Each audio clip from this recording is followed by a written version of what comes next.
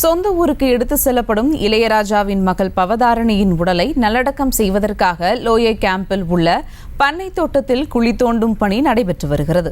கூடுதல் விவரங்களை செய்தியாளர் விஜய்சங்கர் வழங்க கேட்கலாம். வணக்கம் விஜய்சங்கர், விவரங்கள்.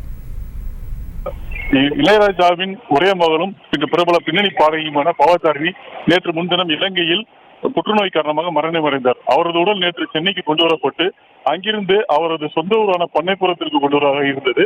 ஆனால் அங்கு பண்ணைப்புறத்திற்கு கொண்டு செல்லப்படாமல் இளையராஜாவின் மனைவியை நல்லடக்கம் செய்யப்பட்டுள்ள லோயர் கேம்ப், அதாவது கம்பத்தில் இருந்து குமிழி செல்லும் சாலையில் அமைந்துள்ள லோயர் கேம்ப் என்னும் பகுதியில் உள்ள இளையராஜாவின் சொந்த பண்ணை வீட்டில் அடக்கம் செய்வதற்குண்டான ஏற்பாடுகள் நடைபெற்று வருகிறது.